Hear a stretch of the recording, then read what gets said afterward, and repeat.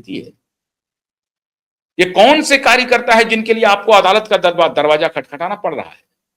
ममता बनर्जी को इसका जवाब देना चाहिए। जाहिर है कि पूरे प्रदेश में सिर्फ 800 ही कार्यकर्ता हैं ममता बनर्जी की पार्टी के पास। उसी से ये चुनाव होना था क्या? इसका मतलब है कि टीएमसी को मालूम है वो हमारे वो 800 कार्यकर्ता कौन हैं? वो बलवाई हैं, वो गुंडे हैं टीएमसी के, जो लगातार पश्चिम बंगाल में चुनाव को अवरुद्ध करते रहे हैं, हिंसक गतिविधि को अंजाम देते रहे हैं।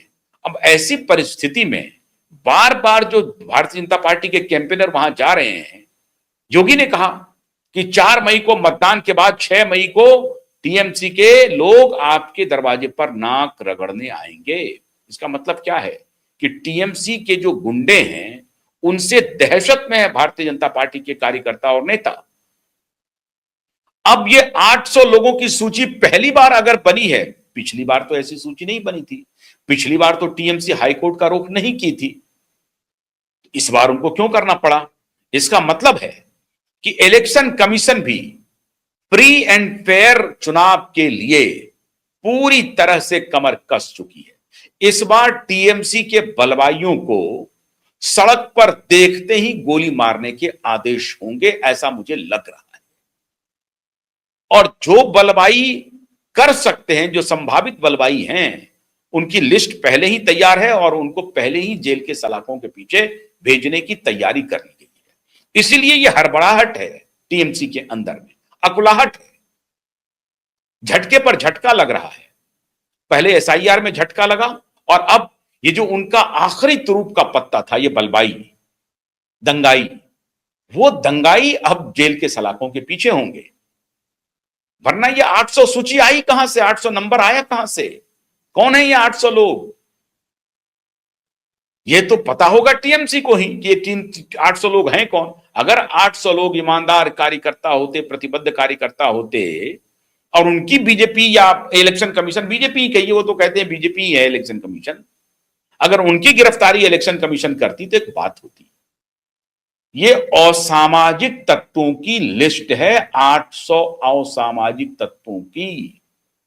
ये कम आंकड़ा नहीं है, मतलब ये दुर्दांत लोग हैं, ये डिक्लेयर्ड अपराधी प्रवृत्ति के लोग हैं, जिसे तृणमूल कांग्रेस पाल रही थी, पोस रही थी, और इसी चुनाव में उसका प्रयोग होना था। और ये सूची निकल के चली गई इलेक्शन कमीशन के पास और उसके बाद एक्शन होना शुरू हो गया। इसलिए तिलमिलाहट है अंदर से कि अब क्या करें, एसआईआर में फर्जी का नाम कट गया। अब जो हमें जिताते थे, बलवा करते थे, भगाते थे, अपने वोटर को ले जाते थे, दूसरे को डरा धमका करके भेज देते थे। फर्ज कीजिए एक कॉन्स्टिट्यूएंसी में एक बूथ पर मान लीजिए 500 वोट है। अब 500 वोट में से अपोजिशन के मान लीजिए भारतीय जनता पार्टी के, फर्ज कीजिए कि 200 वोट है, वहां पर 200-300 वोट है, और वहां पर अगर टीएमसी का कोई बलवाई आ गया, उस बूथ पर हंगामा कर दिया, अब वहां गोली चल गई या पत्थरबाजी हो गई या छोटा बम फोड़ दिया, कौन जाएगा वहां पे निकल करके? हो गया ना, तो 200 वोट खत्म हो गया ना। ऐसे खेल चलता था तृणमूल कांग्रेस का। अब वो खेल समझ में आ गया है इलेक्शन कमीशन को। इलेक्शन कमीशन ने इस बार सोच लिया, मन बना लिया कि नहीं, ये चलने नहीं देंगे। और एक तरफ वो चल रहा है झटके पर झटका। आज सुप्रीम कोर्ट में बहस थी, वही मनी लॉन्ड्रिंग के मामले में इन्फोर्समेंट डायरेक्टरेट का जो छापा था आईपैक के ऑफिस में, आईपैक के दफ्तर पहुंच गई मुख्यमंत्री और हरा फाइल लेकर के भाग गई। वो फाइल लेकर के, ब्लू या हरा जो भी फाइल था, वो लेकर के भाग गई।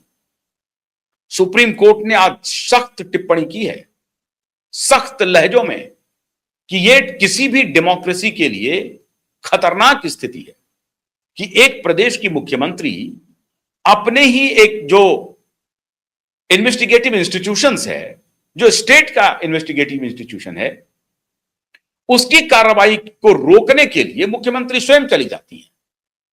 मुख्यमंत्री को तो कहना चाहिए कि हां, अगर कोई गड़बड़ी है तो उसे पकड़िए आप, लेकिन मुख्यमंत्री ना सिर्फ जाती है रोकने के लिए, जो कुछ भी डॉक्यूमेंट इन्फोर्समेंट डायरेक्टरेट को ले जाना था, ईडी को ले जाना था, वो सारे डॉक्यूमेंट उठा करके भाग गई और उनके पीछे डीजीपी, कमिश्नर कोलकाता का सब पीछे चलता रहा और ईडी के अधिकारियों को वहां से भगा दिया और माइक पर आकर के भाषण देना शुरू कर दी ममता बनर्जी कि ईडी के अधिकारी अमित शाह के अधिकारी हैं। बल्कि आप कह सकते हैं, वो कह देंगे कि अमित शाह के गुंडे हैं। ऐसा उन्होंने नहीं कहा, लेकिन उनका लब्बो लुआब यही था, कहने का मतलब यही था कि ईडी के ऑफिसर नहीं, अमित शाह के आदमी है। आईपैक एक प्राइवेट कंपनी है, प्राइवेट कंपनी में मुख्यमंत्री क्यों जाएगी? अगर सरकारी में कोई जाती तो चलिए मुख्यमंत्री वहां पहुंच भी सकती थी। ये प्राइवेट कंपनी में छापा पड़ रहा है, प्राइवेट कंपनी के दफ्तर में दौड़ करके चली जाती है मुख्यमंत्री और पूरा डॉक्यूमेंट कब्जे में ले करके भाग जाती हैं, फरार हो जाती हैं। ऐसा पहली बार हुआ। जैसे कि मुंबई में पुलिस कमिश्नर परमवीर सिंह फरार हो गया था, कमिश्नर रहते हुए फरार हो गया और सरेंडर किया। तो उसी प्रकार से ये मुख्यमंत्री ममता बनर्जी जो हैं वो ईडी के छापे के सारे डॉक्यूमेंट लेकर के भाग गई। आज सुप्रीम कोर्ट में अदालत ने सख्त टिप्पणी की, कहा कि ये किसी भी लोकतंत्र के लिए बहुत ही खतरनाक हालात बनते जा रहे हैं। आप ऐसा करेंगी, एक कॉन्स्टिट्यूशनल पोस्ट पर बैठा हुआ व्यक्ति इस तरह का व्यवहार करेगा? कैसे कर सकता है? आप महिला हैं, इसका क्या मतलब है? आप महिला होने का पूरा लाभ उठाएंगी?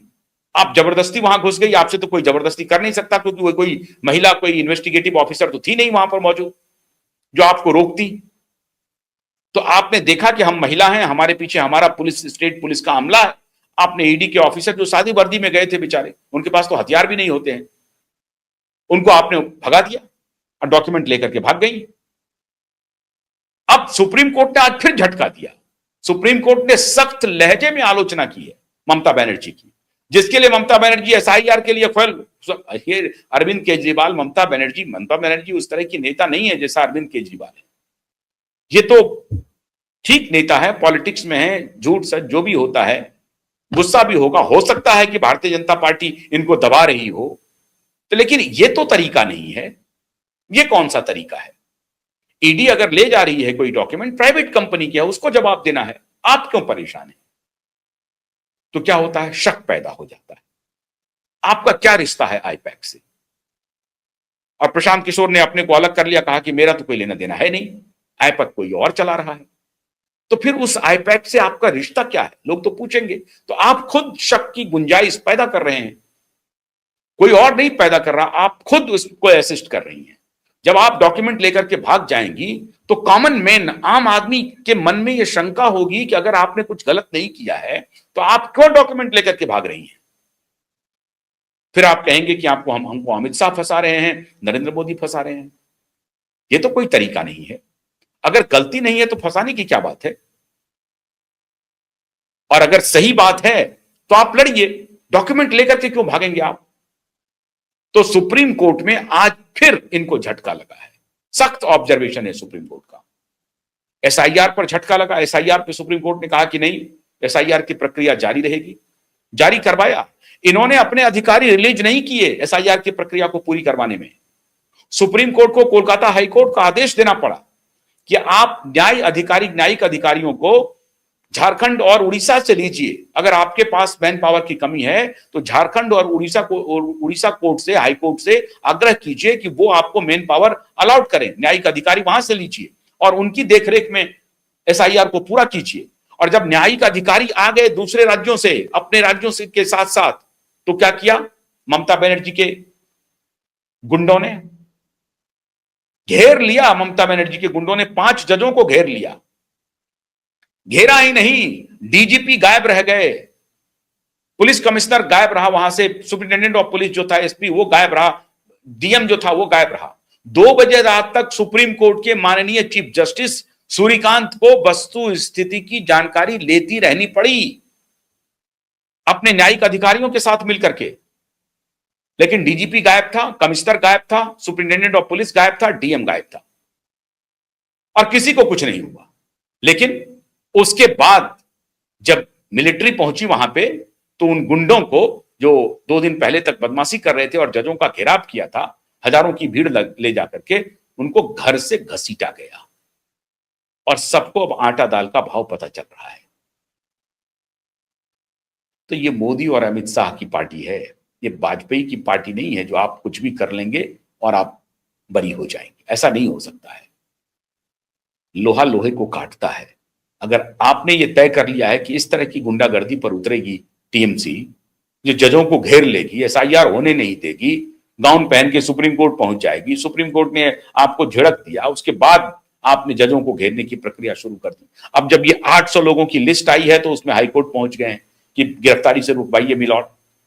अब ये 800 लोग हैं कौन, ये आप ही को मालूम है। आपके समर्पित कोई ईमानदारी कार्यकर्ता तो नहीं है जिसके लिए आप हाईकोर्ट जाते। जाहिर है कि वो कोई ना कोई बलवाई है, इसीलिए आप परेशान हैं, बिलबिलाए हुए हैं। इससे काम चलेगा नहीं। 23 अप्रैल को मतदान है, अब देखिए क्या होता है। आपका अगर गवर्नेंस अच्छा है, जनता आपको जिताएगी। आप धैर्य रखिए। लेकिन आप इस तरह का व्यवहार कर रही हैं, इससे आप अपनी साख को गिरा रही हैं ममता जी। आप अच्छी नेता हैं, संघर्ष से उपजी हुई नेता हैं। आपने अपने दम पर पार्टी को खड़ा किया है, 3 बार सत्ता में रही हैं। आप अपने रास्ते पर चलते रहिए। आपको जनता प्यार करती है, जनता का आपको आशीर्वाद मिलेगा। आप घबरा क्यों रही हैं? मोदी और शाह को आपने बाहर वाला बताया ही है। ये लाख कोशिश कर लेंगे, आप ये तिकड़म से बात बनेगी नहीं। आपको अगर जनता का आशीर्वाद प्राप्त है तो जनता आपको जिताएगी। आप क्यों तिकड़म में जा रहे हैं? तो अपनी साख को बचाइए ममता जी। इस तरह से जनतंत्र को आप सुरक्षित नहीं रख पाएंगी। खैर, अब 23 अप्रैल है और फिर एक दिन और वोटिंग है, उसके बाद तो नतीजे आ ही जाएंगे। बहुत बहुत शुक्रिया। नमस्कार।